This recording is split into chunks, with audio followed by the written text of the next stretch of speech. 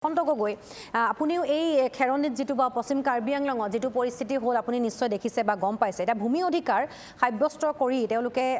যি দাবীৰে তেওঁলোকে প্ৰতিবাদ সাব্যস্ত কৰি আছে দীৰ্ঘদিনীয়া তেওঁলোকৰ দাবী 6 তাৰিখৰ পৰা 6 ডিচেম্বৰৰ পৰা তেওঁলোকে আমৰণখনতো বহিছে কিন্তু তাৰ পাছতো তেওঁলোকৰ এইখিনি দাবীৰ প্ৰতি চৰকাৰ প্ৰশাসনে তেনে ধৰণে গুৰুত্ব আৰোপ কৰা নাছিল আৰু তাৰ পাছতেই এই ধৰণৰ পৰিস্থিতিটোৰ সৃষ্টি হ'ল বা যেনে ধৰণৰ এটা পৰিস্থিতি তেওঁলোকে আইন হাতত তুলি ল'লে সেয়া মুঠেই আমি সমৰ্থনযোগ্য নহয় সেয়া অতি যিখিনি আসলে ঘটনাৱলী সংঘটিত হৈ আছে সেয়া অতিকৈ দুখজনক ঘটনা সংঘটিত হৈছে কিন্তু কথা হৈছে যে এই পৰিস্থিতিটো কিয় হ'বলৈ পালে এই ক্ষোভখিনি কেনে ধৰণে জমা হ'ল কিহৰ বাবে আসলে ঘটনাটো ঘটা বুলি আপুনি ভাবিছে প্ৰথম কথা যে ভাৰতীয় ন্যায় ব্যৱস্থা সন্মান জনা আৰু ভাৰতবৰ্ষৰ প্ৰতিজনী ব্যক্তিয়ে কেতিয়াও এনে ধৰণৰ পৰিৱেশ আৰু পৰিস্থিতি কামনা নকৰে ভাৰতীয় সংবিধানক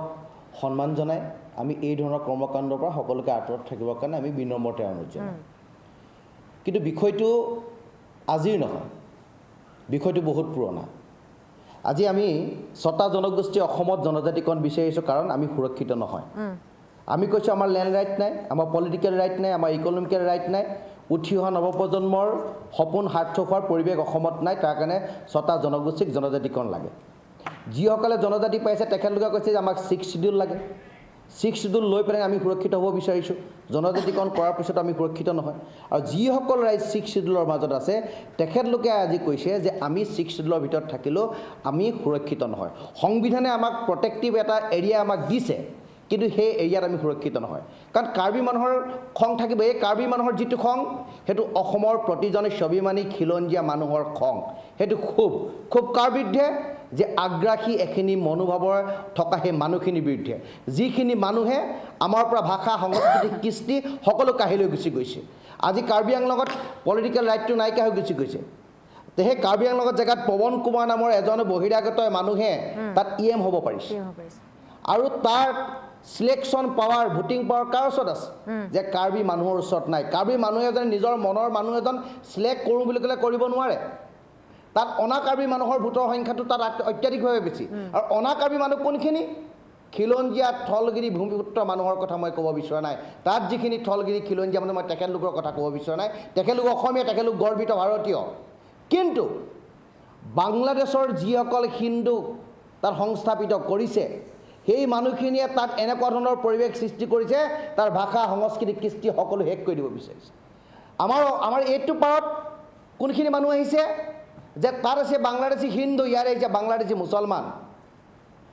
এখন ৰাজ্যৰ এখন ৰাষ্ট্ৰৰ পৰা এখন দেশৰ সৰ্বোচ্চ শেষ হৈ গুচি গৈছে তাক লৈ চৰকাৰৰ চিন্তা নাই তাক লৈ চৰকাৰে কথা বতৰা নাপাতে তাক লৈ চৰকাৰ শংকিত নহয় অসমত হোৱা এই ধৰণৰ আক্ৰমণ অসমত হোৱা এই ধৰণৰ প্ৰবজন ভাৰতীয় সংবিধানৰ প্ৰতি ভাবুকি ভাৰতৰ সাৰ্বভৌমত্ব অখণ্ডতাৰ প্ৰতি ভাবুকি সেই কথালৈ আলোচনা নহয় আলোচনা ক'ত হয় যেতিয়া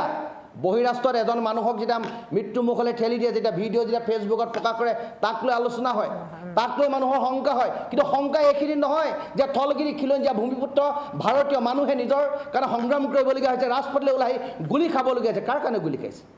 আজি কাৰ্বি আংলঙৰ এই পৰিস্থিতি কি হৈছে যে সেই মানুহখিনি ভাবিছে যে অনাগত 50 বছৰ পিছত কাৰ্বি নামৰ শব্দটো তাত নাইকিয়া হৈ গুচি যাব তাৰ কাৰ্বি মানুহৰ ইএমটো হয়তো বাদেই চিএম নহ'বই কোনো মানুহে তাত ভোটাধিকাৰ সাব্যস্ত কৰিব নোৱাৰিব কেৱল মাত্ৰ সেই অধিকাৰ বহিৰাগত হাতলৈ গুচি যাব তাত ভূমি অধিকাৰ নাই তাত 6 শিডিউলৰ মাজত থকা সেই ভূমিখিনিতো হাজাৰ বিঘা মাটি কাৰোবাক বিনা দিৰে এৰি দিছে বহিৰাগতক এৰি দিয়া হৈছে তাত পুঁজিপতি গোষ্ঠীক দি দিয়া হৈছে তাৰ কাৰণে মানুহৰ ক্ষোভ আছে তাৰ কাৰণে মনৰ খং আছে আৰু সেই একেই খং অসমৰ প্ৰতিজন স্বাভিমানী খিলঞ্জীয়া মানুহৰ মনৰ খং আজি কাৰ্বি আংলঙত যিটো পৰিস্থিতি হৈছে যে কাৰ্বি মানুহৰ ওচৰত নিজৰ